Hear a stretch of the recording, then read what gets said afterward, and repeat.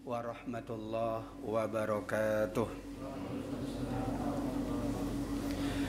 Alhamdulillah Rabbil alamin, wassalatu wassalamu ala rasulillah sayyidil anbiya wal mursalin. Ashhadu an la ilaha illallah wa ashhadu anna muhammadan abduhu wa rasuluh. Subhanaka la ilma lana illa ma 'allamtana innaka antal alimul hakim. Amma ba'du. Yang paling utama dan selalu kita utamakan adalah memuji Allah, mengagungkan Allah, mensyukuri semua nikmat-nikmatnya yang pasti tiada terhingga. Semua nikmat Allah adalah sarana kita untuk meningkatkan iman dan takwa, menambah kualitas dan kuantitas ibadah dan amal soleh kita. Mudah-mudahan Allah berkenan menerima semuanya dari kita. Allah membalasnya dengan balasan yang berlipat ganda. Amin ya rabbal alamin.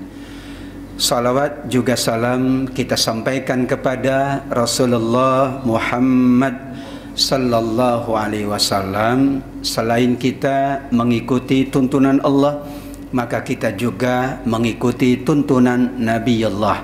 Mudah-mudahan kita semua bersama keluarga kita, sanak kerabat kita, hingga anak keturunan kita nanti digolongkan sebagai umatnya Rasulullah yang kelak mendapatkan syafaat. Amin ya rabbal alamin.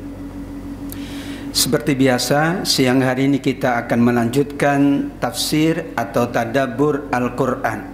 Hari ini membahas tentang ayat-ayat yang Allah sebut keberkahan, mubarak bahasa Arabnya.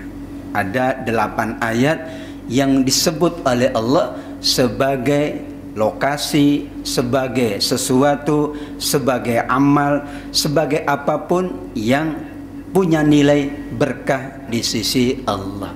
Sebetulnya ketika kita mengucapkan Assalamualaikum warahmatullahi wabarakatuh, selain dari doa salam keselamatan, ada doa rahmat warahmatullah, ada doa keberkahan wabarakatuh.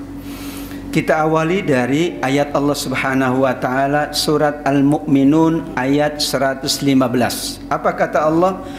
Afa hasibtum annama khalaqnakum abatha. Apakah kalian mengira kami ciptakan kalian sia-sia? Maksudnya dalam terjemah dalam kurung, tidak ada hikmahnya, tidak ada kegunaannya, tidak ada kebaikan atau manfaatnya. Maka berkah itu semua yang Allah cipta. Di dunia ini semua yang Allah cipta pasti mengandung hikmah, pasti mengandung manfaat, pasti mengandung kebaikan. Hikmah, kebaikan, manfaat, itulah artinya berkah. Maka Allah tanya orang-orang Mekah dahulu. Orang-orang Mekah itu memahami berkah, manfaat, hikmah itu yang besar-besar aja, yang kecil tidak disebut berkah. Jadi kalau gede, ini berkah.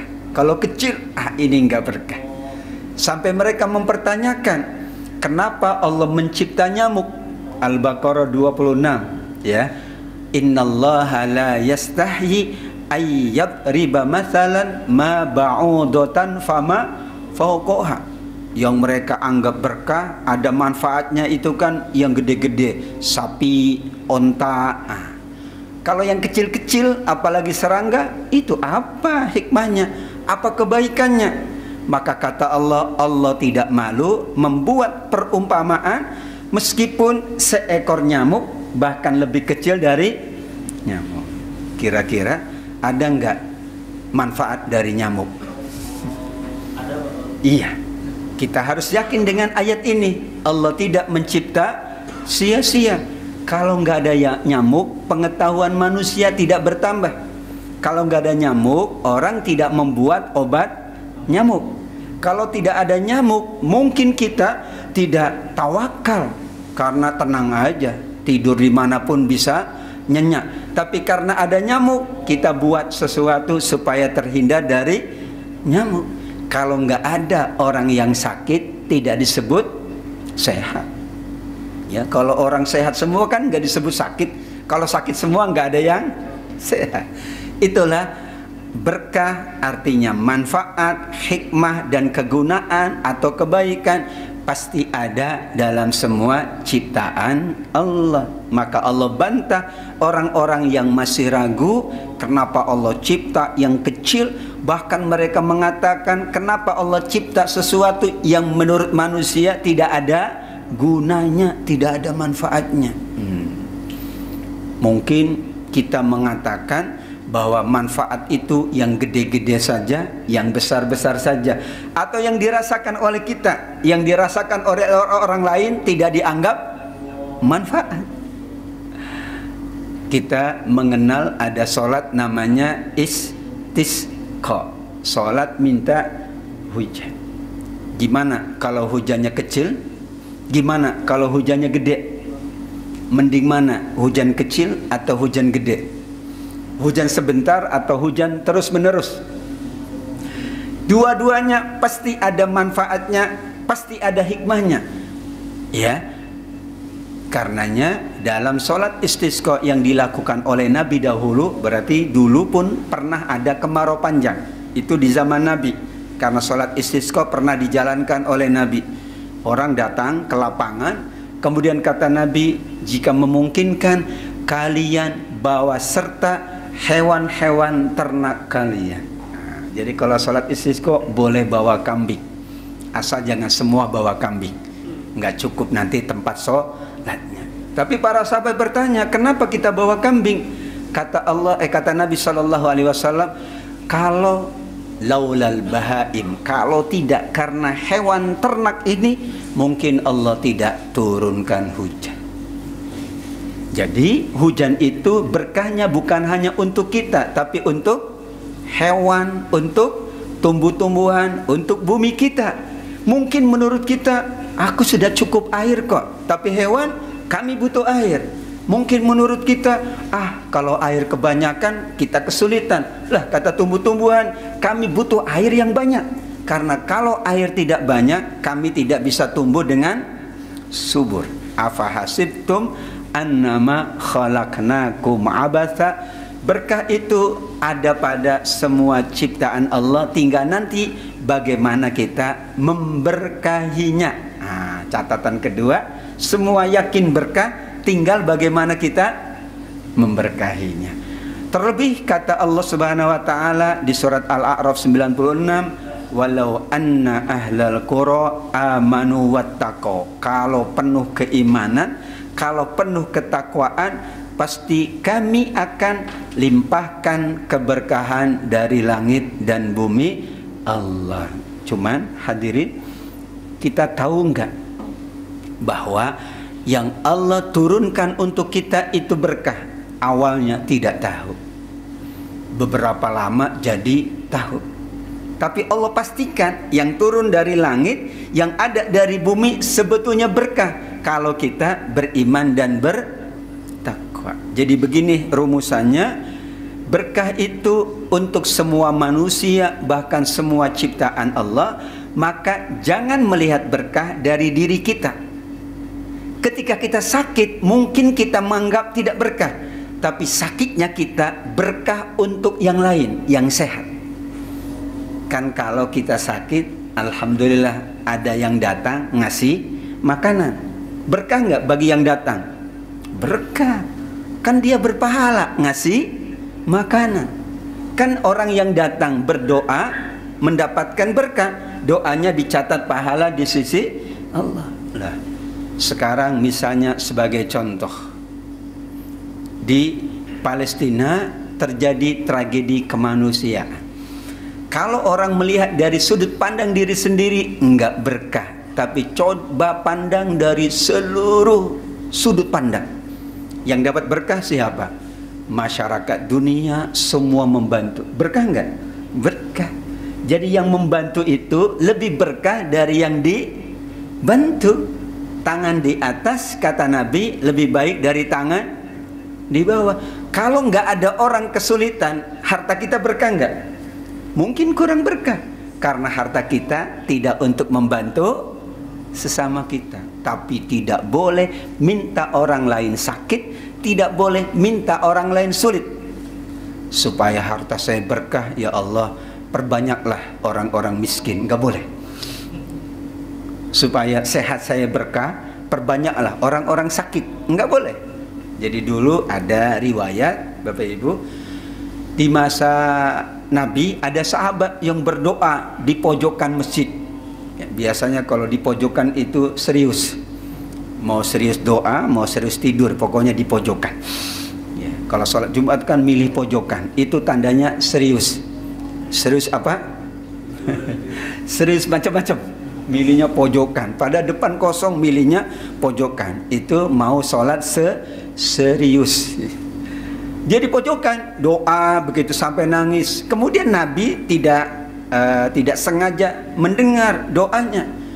Di antara doanya, Allahumma rzuqni wala tarzuk fulana. Ya Allah, kasih aku rezeki, jangan kasih orang lain. Maka kata Nabi, ya, dia tidak faham berkah. Berkah itu bisa jadi Allah berikan kepada orang lain, kita dapat keberkahan, atau berkah kepada kita, kemudian kita sebarkan keberkahan kepada orang lain. Maka semua ciptaan Allah dapat berkah. Hujan yang dapat berkah bukan hanya kita manusia, hewan dapat, tumbuh-tumbuhan dapat, bahkan seluruh ciptaan Allah juga dapat. Maka berkah itu artinya manakala kebaikan, kemanfaatan dan hikmah itu berkelanjutan. Jadi ada 3 hal. Kalau manfaat dan kebaikan mungkin kita dapatkan sekarang. Misalnya begini, kita dapat harta, maka pasti kita manfaatkan. Manfaat saja. Tapi kalau mau berkah, kita melakukan sesuatu yang menambah berkah harta itu. Jadi awalnya kita dapat, itu manfaat. Enggak ada orang yang tidak memanfaatkan yang ia dapatkan. Namun kalau ingin berkah, manfaatnya juga untuk orang lain. Jadi semakin dia membantu orang lain, semakin orang lain bermanfaat, berkah hartanya bertambah. Tapi kalau untuk dirinya saja, manfaat dan berkahnya hanya untuk dirinya. Bayangkan kalau untuk orang banyak, untuk semua makhluk Allah, maka berkahnya bertambah. Jadi ada penelitian, mungkin ada yang pernah mendengar. Penelitian yang dilakukan oleh orang Jepang tentang air. Jadi air itu tergantung yang meminumnya. Kalau yang meminum ya mengatakan hal-hal yang positif, yang baik tentang minuman, maka molekul-molekulnya bagus, minuman jadi obat. Tapi kalau yang meminumnya mengatakan yang buruk tentang minuman, maka minuman bisa jadi penyakit. Ini air, kalau kita maki-maki, saya tidak berani minum, karena dia akan jadi penyakit. Tapi kalau kita doa, kita bersyukur, kita senang, air, terima kasih ya, aku minum, mudah-mudahan dapat berkah dari Allah, maka air ini katanya molekul-molekulnya jadi bagus. Bukan hanya air sebetulnya, semua yang Allah cipta, kalau kita senang, kalau kita mengatakan yang baik-baik saja, yang positif saja, jadilah berkah. Tapi kalau tidak, maka berbalik, mungkin jadi penyakit, jadi hal-hal yang mengurangi keberkahan kita. Sedangkan untuk dapat hikmah memerlukan waktu yang cukup lama. Jadi pastikan dulu, tidak mungkin yang Allah cipta itu tidak ada manfaatnya, pasti. Yang kedua, kita ingin dapat keberkahan, maka kita berkahi bukan untuk diri tapi untuk orang banyak. Yang ketiga, kalau kita belum mendapatkan hikmah, mendapatkan manfaat, mendapatkan keberkahan, berarti kita butuh waktu untuk mendapatkan hikmah. Tadi contohnya kita sehat, itu pasti manfaat, bisa kerja, bisa macam-macam. Tapi belum berkah kalau orang tidak dapat kebaikan dari sehatnya kita. Yang ketiga, mungkin kita tidak mendapatkan hikmah pada saat ini, kita dapatkan hikmahnya pada beberapa waktu yang akan datang. Konon ada seorang ibu punya anak 4. Dia nyesel dengan anak yang keempatnya, karena anak yang 3 sukses semua. Apa tandanya sukses? Berangkat pagi, pulang malam, nggak ada waktu ketemu ibunya. Itu tanda betul ya? Dia nyesel, mendingan aku punya anak 3. Ketika muda dia nyesel, anakku yang ketiga sukses semua, penghasilannya bagus, pokoknya pekerjaannya bagus, hasilnya bagus. Kadang mereka bantu untuk ibunya. Suatu saat beberapa tahun ibunya sakit dan sudah sepuh, barulah dia dapat hikmah dengan anak keempat yang menurut dia, menurut abang-abangnya enggak sukses. Karena anak itu memang tidak seperti abang-abangnya, di rumah aja. Tetapi setelah ibunya lanjut usia dan sakit-sakitan, baru dia katakan, ya Allah, yang benar-benar berkah anakku yang keempat. Dia sakit anak keempat yang membawa ke rumah sakit. Aku kesulitan yang membantu anakku yang di rumah, karena yang ketiga, yang tiga-tiganya nggak bisa pulang, sibuk dengan pekerjaan. Kadang weekend aja nggak ada pekerjaan sih, tetapi biasalah, namanya weekend kan untuk rehat, lupa sama ibunya yang sudah sepuh. Ternyata anak yang keempat inilah yang memberkahi ibu saat dia lanjut usia, saat dia sakit-sakitan. Dulu dia katakan, Allah, aku nyesel punya anak yang keempat tidak sukses. Tapi nggak boleh kita minta anak kita nggak sukses. Allah minta dong anakku di rumah aja, nggak boleh. Tapi kalau Allah tetapkan begitu, kita ambil hikmahnya.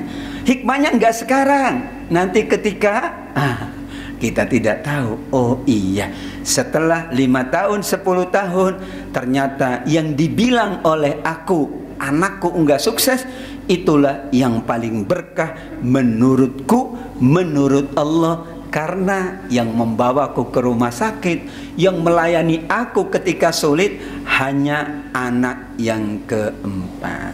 Kira-kira kita pilih yang ketiga, 1, 2, 3, atau yang keempat? Ya, yang bagus tentu tiga-tiganya bagus, tinggal ditambah dengan kita rajin berbakti kepada kedua orang tua kita. Tapi itulah hikmah. Hikmah itu enggak sekarang. Kalau hikmah itu sekarang, maka orang tidak ada ujiannya. Karenanya kata Nabi, tidak boleh kita mengingat masa lalu dengan berandai-andai. Ya, kalau mengingat masa lalu untuk lebih baik bagus, tapi nggak boleh mengingat-ingat masa lalu untuk berandai-andai. Coba saya nggak nikah sama dia, nggak gini-gini amat hidupku. Itu nggak boleh. Coba saya dulu kuliahnya bidang ini, kayaknya saya nggak begini amat. Itu nggak boleh. Jadi mengingat masa lalu kalau untuk lebih baik bagus. Nggak boleh mengingat masa lalu tapi berandai-andai. Coba saya tinggalnya di sini nggak kebanjiran, nggak boleh. Orang udah tinggal di situ. Ambil hikmahnya saja. Kita tidak tahu, namanya hikmah tidak bisa spontanitas. Hikmah itu membutuhkan waktu yang panjang.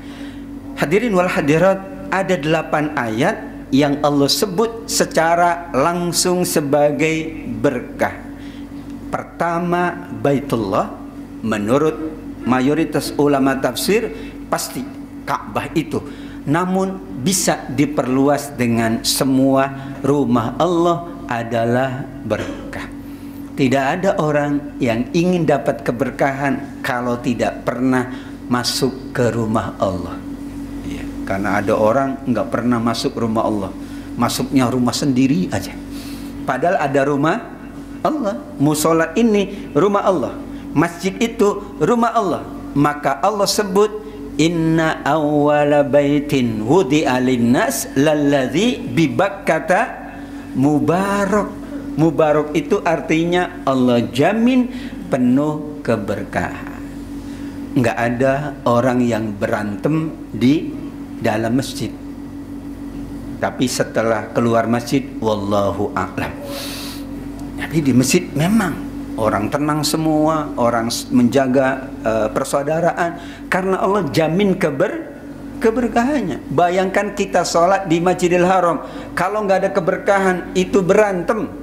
Yang ini mazhabnya A, yang ini mazhabnya, tapi kompak semua.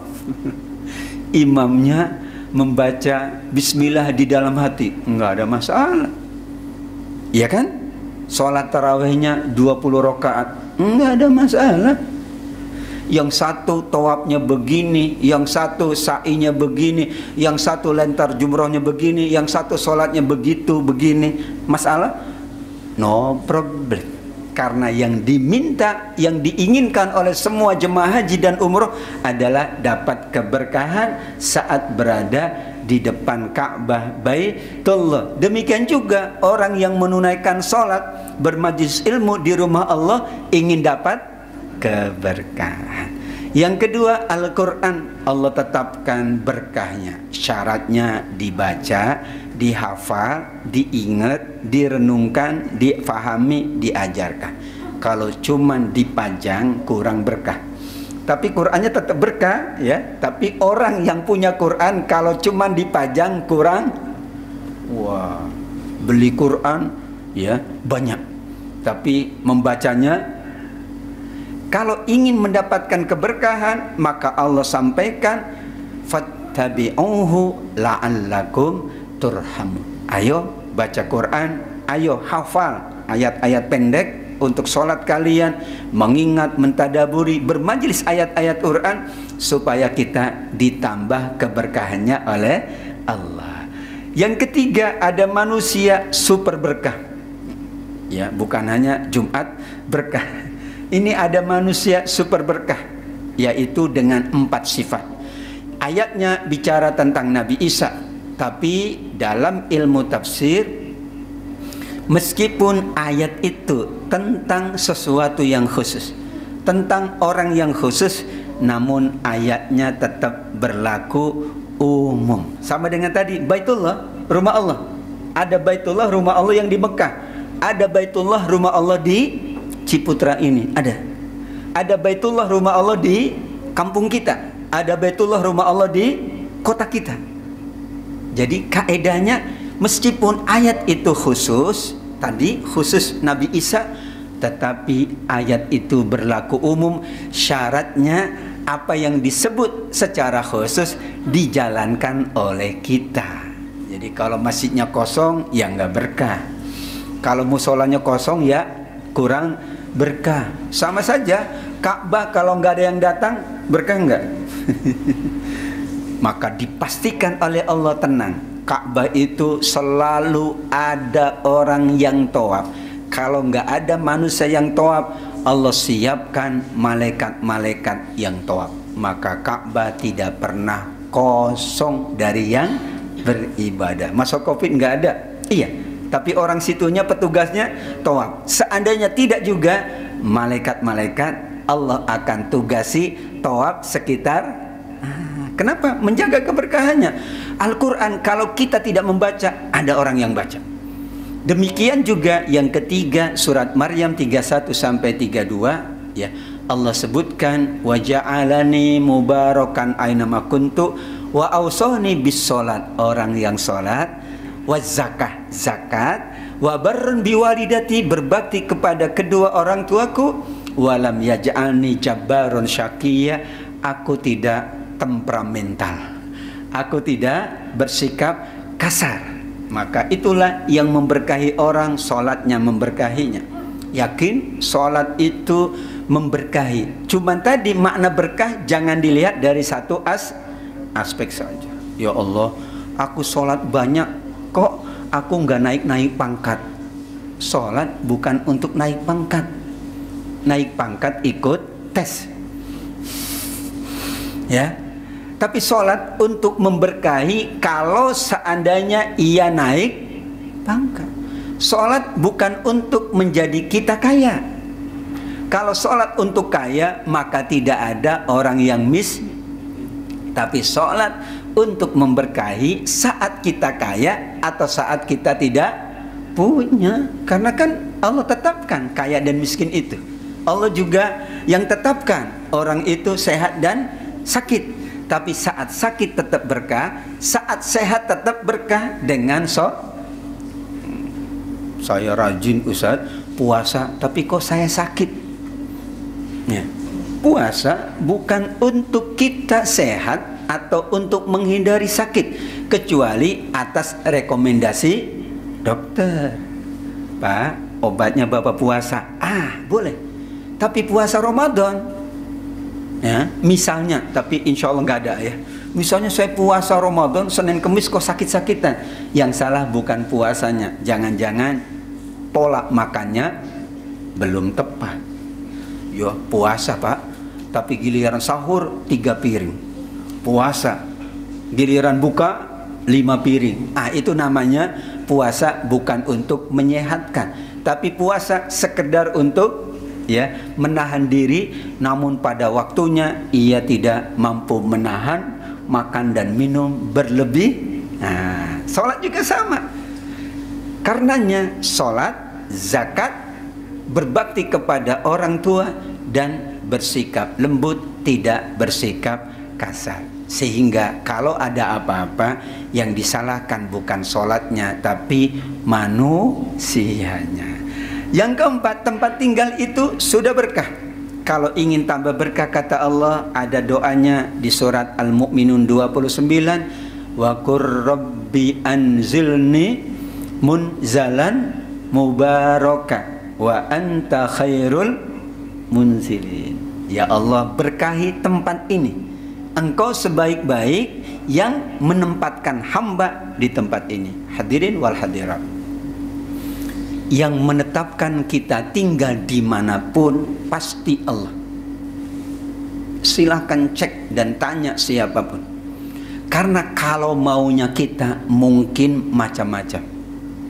Saya pernah dulu bercita-cita, bermimpi waktu remaja pengen tinggal di Amerika. Enggak kesampaian juga. Yang menempatkan kita dimanapun siapa? Allah. Nabi Ibrahim yakin ketika berhijrah, Ibrahim engkau berhijrah dari tanah yang subur ke tanah yang gersang, ke Mekah. Waktu itu Mekah masih gersang, tidak ada tumbuh-tumbuhan, biwadin ghairi dzi zar'in, lembah tandus, enggak ada tumbuh-tumbuhan, enggak ada air. Barulah Allah turunkan zam, tadinya kering, kerontang, Masya Allah. Tapi Nabi Ibrahim yakin ada keberkahan lembah yang tandus. Terbukti sekarang setelah beberapa ribu tahun, Mekah sebagai tempat yang paling berkah lahiriah maupun lahir batin. Coba orang umroh minimal 30 juta, enggak berkah. Minimal hotel penuh terus, enggak pernah kosong. Makanan laku, restoran laku. Jemaah yang nyari oleh-oleh kan gak mungkin nyari oleh-olehnya di sini, nyari oleh-oleh di sana. Kalau kurang nambah di Tanah Abang. Boleh, ya boleh aja. Tapi kan beda kalau oleh-oleh dari sana. Dihitung aja itu. Kalau satu orang jemaah minimal belanja 100 real, itu kali 200.000 jemaah berapa? Belum lagi umroh per hari, itu angkanya jutaan. Masya Allah. Ini tanda kita baru memahami hikmahnya setelah beberapa puluh tahun. Tapi tempat tinggal kita dimanapun insya Allah berkah.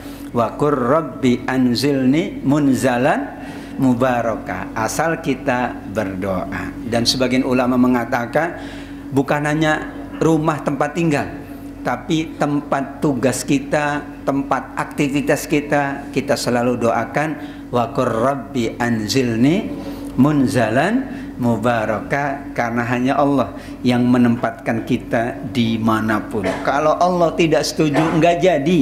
Orang pengen kemanapun, kalau Allah nggak setuju, nggak jadi. Orang nggak mau dimanapun, kalau Allah setuju, jadi. Itulah kehendak Allah tentang tempat tinggal. Nabi Muhammad itu tidak mau meninggalkan Mekah, tapi Allah berkehendak Nabi Muhammad meninggalkan Mekah. Hasilnya apa? Madinah itu orang-orangnya lebih baik, welcome kepada Nabi. Tanahnya lebih subur, jangan tanya, perkebunan kurma terbaik adalah di Madinah. Tapi Mekah subur atau berkah karena ada Ka'bah. Seandainya Ka'bah tidak ada di Mekah, bagaimana keadaan Mekah? Mungkin ya, jemaah pun tidak akan datang ke Mekah. Sudahlah kering kerontang, tandus. Tapi ada Ka'bah, jadi berkah. Ada Masjidil Haram, jadi berkah. Kemudian ada pohon dan tumbuh-tumbuhan, khususnya buah zaitun, disebut oleh Allah syajarah mubarakah. Ternyata orang yang baik, orang yang ingin lebih sehat, banyak mengkonsumsi zaitun. Kenapa? Zaitun itu kata Allah pohon penuh keberkahan. Sekali lagi, betul, pohonnya berkah, tinggal kita mengkonsumsinya. Begini, ada seorang sahabat yang datang kepada Nabi mengadu abangnya sakit. Ya Rasul, saudaraku sakit perut. Kata Nabi, kasih madu. Beberapa waktu datang lagi, wahai Nabi, saudaraku tetap sakit. Sudah kasih madu? Sudah. Kasih madu lagi. Dikasih madu.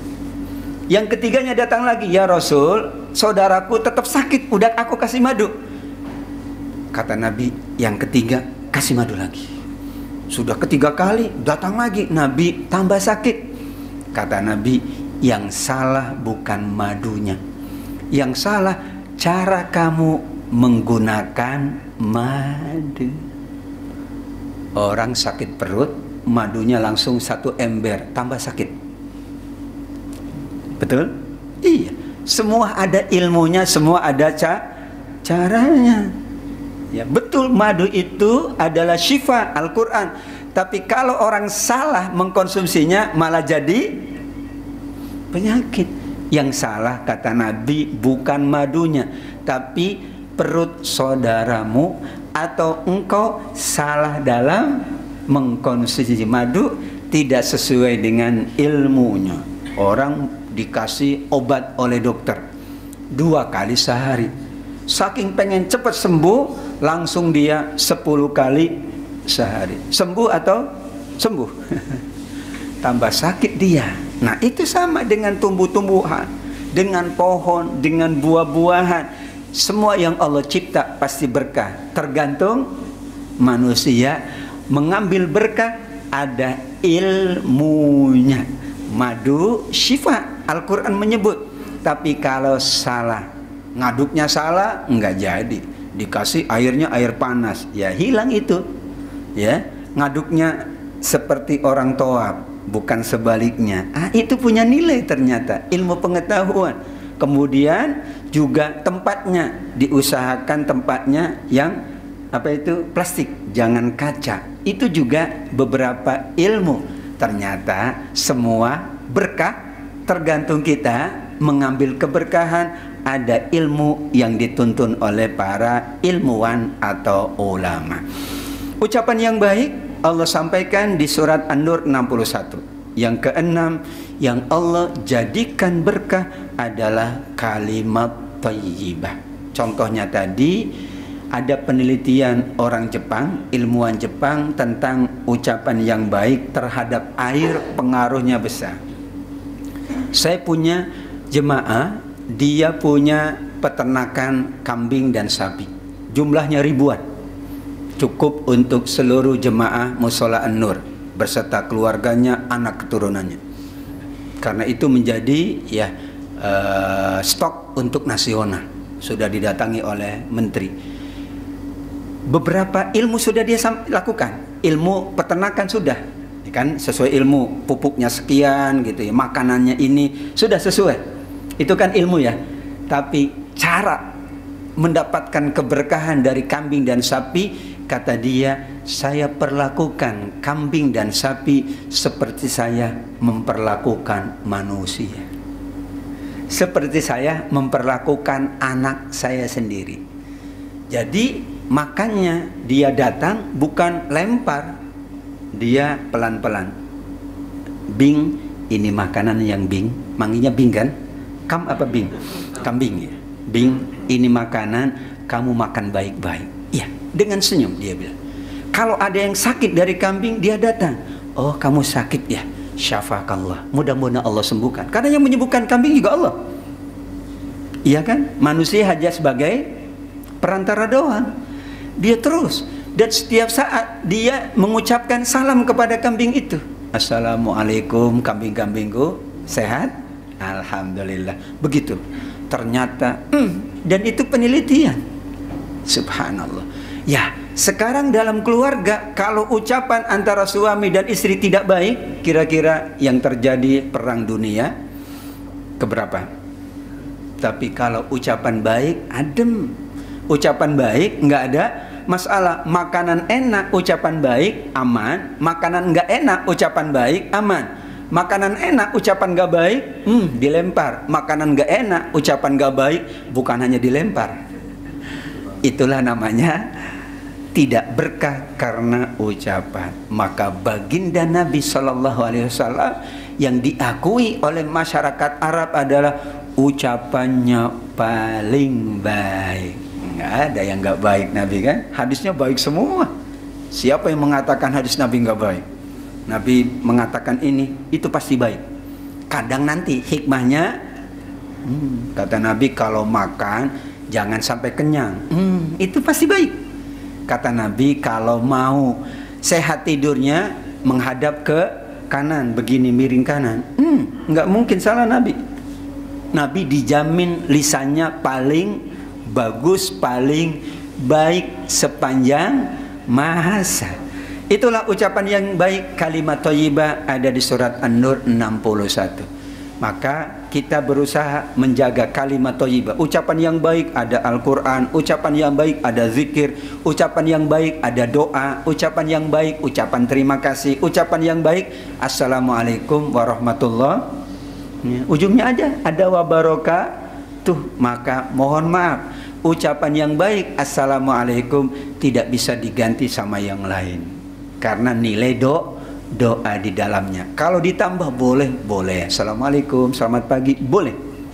Tapi kalau diganti, ini kata Allah, itu paling mubarakatan thayyibah, berkah dan memberikan kebaikan kepada sesama. Bahkan orang datang ke rumah, enggak ada yang diam di rumah, tinggal di rumah, tetap diucapkan salam. Tapi salamnya kepada kami, assalamu alaina wa ala ibadillahi padahal nggak ada orang di dalam. Jadi kita kalau masuk rumah kita nggak ada orang, jangan assalamualaikum, nggak ada yang jawab.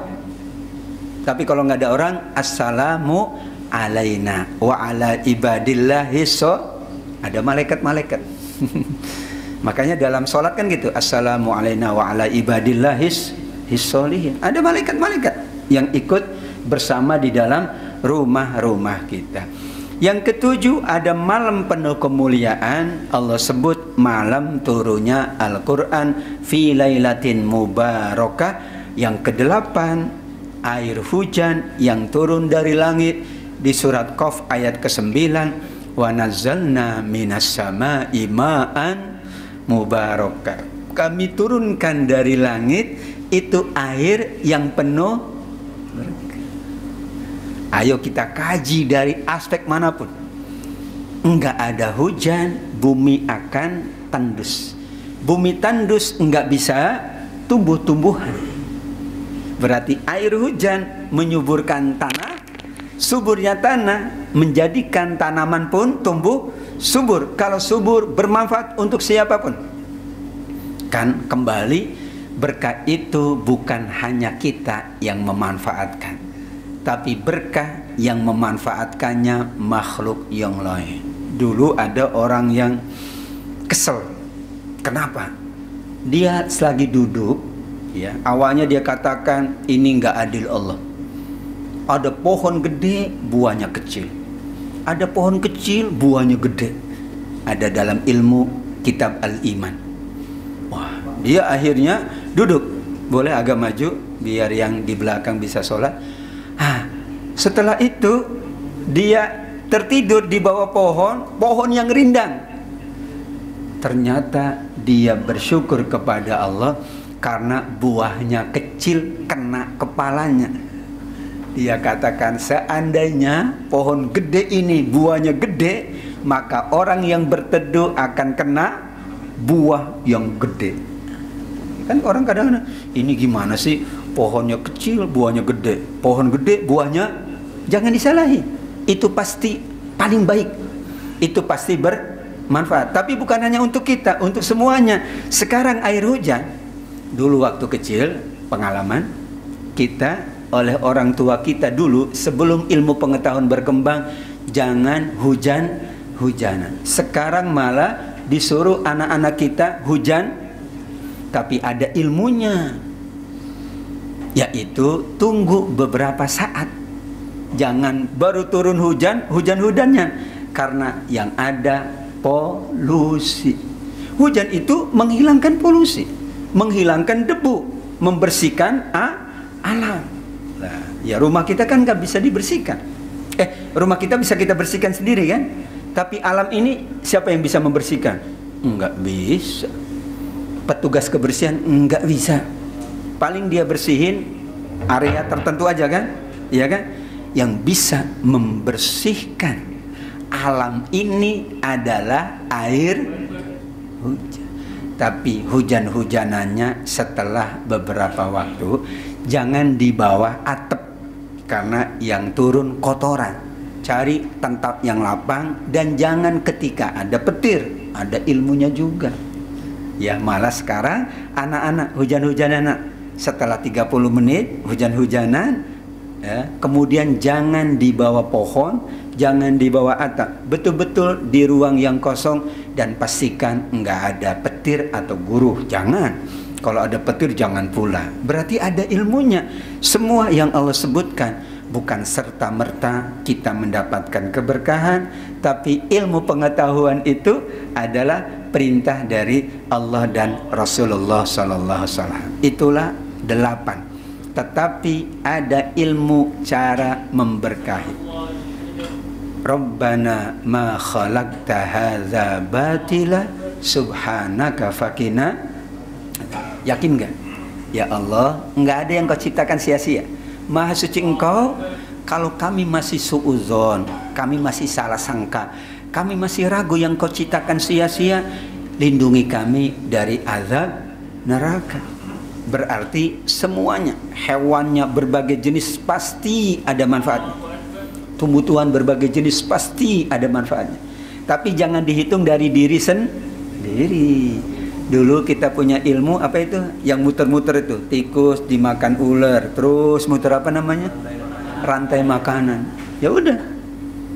Berkah itu bukan untuk kita aja, untuk semua ciptaan Allah. Nah, tugas manusia memberkahi semuanya dengan apa? Tingkatkan iman dan takwa, perbanyak ibadah dan amal soleh. Tidaklah seorang menanam pohon, lantas buahnya dimakan oleh burung, dimakan oleh hewan, maka jadi pahala sedekah. Berarti manfaatnya untuk siapa? Untuk hewan. Kita tidak tahu. Dulu ada cerita Imam Syafi'i, ya, yang mendapatkan buah apel di aliran sungai. Namun beliau mengatakan enggak berkah karena ini bukan punyaku. Dicari pemilik pohon apel.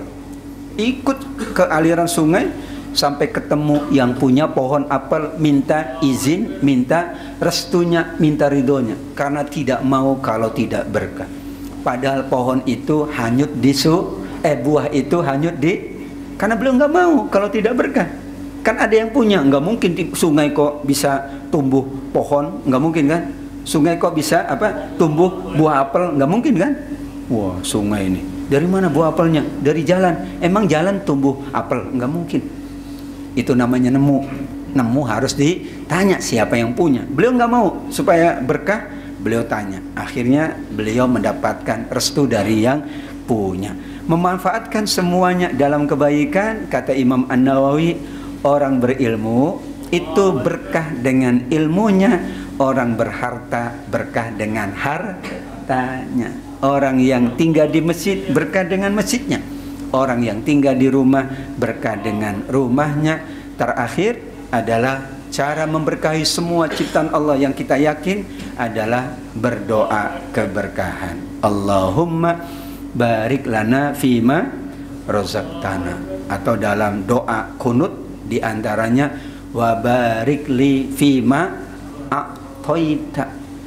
Ya Allah, berkahi aku atas semua yang Engkau anugerahkan. Kalau tidak sekarang, beberapa waktu yang akan datang, namanya hikmah. Maka dengan kita mentadaburi ayat-ayat Al-Quran yang menyebut tentang keberkahan, minimal 8 itu. Tapi kaedahnya selalu dari yang khusus itu dibuatlah yang umum. Semua yang Allah cipta pasti ada manfaatnya, ada kebaikannya, dan ada keberkahannya. Tinggal kita memberkahi, insya Allah semua anugerah Allah untuk kita semuanya.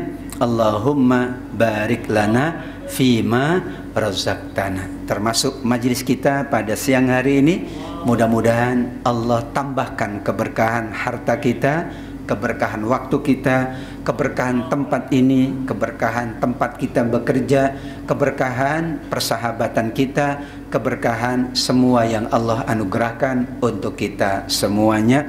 Amin ya rabbal alamin.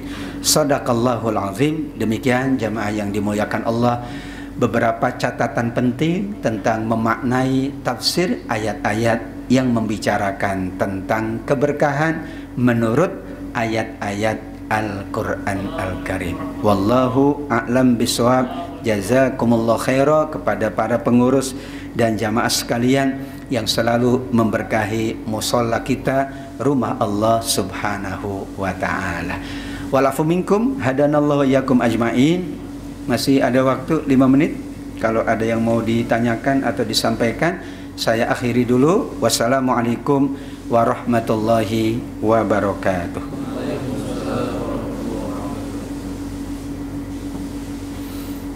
Ada yang mau bertanya? Tinggal, boleh, silakan Mbak. Waalaikumsalam warahmatullahi wabarakatuh. Di dalam assalamualaikum kan, kalau disempurnakan ada keberkahannya wa barakatuh. Ya. Misalkan assalamualaikumnya aja itu berkahnya sampai mana? Masya Allah. Jadi kalimat salam yang sempurna memang 3 doa. Assalamualaikum, selamat sejahtera, warahmatullah, rahmat Allah, wabarakatuhu, dan keberkahannya. Karenanya itulah yang selalu disampaikan oleh Nabi. Tidak pernah Nabi menyebut assalamualaikum saja, apalagi menjawab salam malah harus sempurna. Misalnya orang hanya menyampaikan assalamualaikum, jawabannya diusahakan sempurna. Waalaikumsalam warahmatullahi wabarakatuh. Sekarang pertanyaannya, kalau dia tidak sempurna, tidak ada masalah, hanya dapat 1 doa saja, assalamualaikum. Tapi yang menjawab diusahakan jawab sempurna, karena surat An-Nisa menyebutkan kalau engkau diucapkan ucapan yang baik, yaitu salam, maka jawablah dengan yang lebih baik. Wa idza khuyyitum bi tahiyyatin fahayyu bi ahsana minha. Kalau tidak mungkin aurudduha, atau yang semisal. Assalamualaikum, waalaikumsalam. Boleh kalau sulit. Kenapa orang menyebutkan assalamualaikum? Biasanya karena persoalan waktu dan keadaan. Tapi kalau keadaannya memungkinkan, ya, waktunya masih lapang, alangkah baik lengkapi dengan Assalamualaikum warahmatullahi wabarakatuh. Kenapa disingkat-singkat? Karena umumnya persoalan waktu. Dan penting Bapak Ibu, kalau kita menulis di media sosial, kalau lengkap terus khawatir yang menerima tidak menjawab. Saya kalau sama teman, sama keluarga yang sudah kenal, saya awali Assalamualaikum pagi. Kalau siang ya udah saya langsung aja nanya, Afwan gimana kabarnya, itu.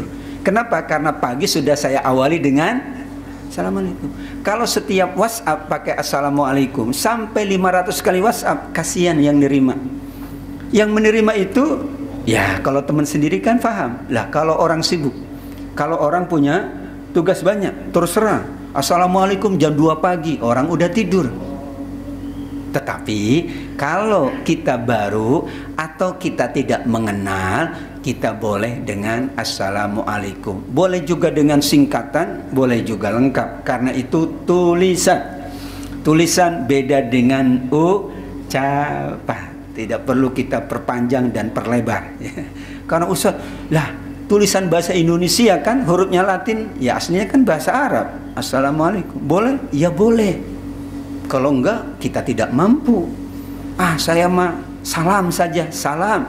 Maksudnya Assalamualaikum juga, tapi dia tulis salam. Saya tulisnya ASLAM. Namanya juga singkatan. Sama dengan sekarang dalam teknik menulis, ada skripsi, ada tesis, ada disertasi. Kalau ditulis lengkap semua, itu tidak jadi disertasi. Bahkan kaidahnya, orangnya profesor nggak usah ditulis profesornya, nanti kepanjangan. Tapi mahasiswa seneng. Kenapa? Ya biar bahannya dikit. Ya kan bahannya dikit. Semuanya tulis lengkap. Kasihan. Padahal menurut kaedahnya bukan tidak mau lengkap. Tulisan itu berbeda dengan ucapan. Tulisan itu dibacanya kapan kita nggak tahu. Tapi kalau lisan kan langsung ketemu. Kayak begini dalam majelis kan langsung. Seandainya tulisan, kita perhatikan juga sahabat kita yang khawatir menjawabnya 2 hari. Gimana hukumnya? Ada yang nanya, Ustaz, saya dapat WhatsApp 5 hari yang lalu, saya baru jawab sekarang. Namanya juga tulisan. Tulisan berbeda dengan ucapan, melainkan waktunya lapang ya harus kita jawab, jangan menunda-nunda. Bayangkan, jangankan jawaban salam, WhatsApp saja tidak dibalas-balas, sakitnya tuh di mana? Ya kan orang ngirim ini gitu ya, Mas gimana besok ketemu nggak? 2 hari baru dijawab, kesel nggak Pak? Ya padahal itu hanya ucapan sosial. Bagaimana dengan ucapan doa? Namun dalam kaedahnya, dalam tulis menulis boleh lengkap, boleh tidak lengkap, boleh berbahasa Arab, boleh berbahasa Latin. Karena media yang sulit. Kalau orang nggak biasa, nggak ada font bahasa Arab, waduh gimana Assalamualaikum saya bahasa Latin Ustaz? Nggak apa-apa. Namanya juga tulisan, tapi maksudnya nawaitunya tetap mengucapkan kalimat yang baik. Assalamualaikum warahmatullahi wabarakatuh. Wallahu a'lam bishawab. Demikian jamaah yang dimuliakan Allah, majelis kita pada siang hari ini. Kita akan ketemu pada bulan depan insyaallah. Untuk itu kita berkahi majelis ini dengan doa penutup majelis. Subhanakallahumma wa bihamdika asyhadu an la ilaha illa anta astaghfiruka wa atubu ilaik. Wassalamualaikum warahmatullahi wabarakatuh.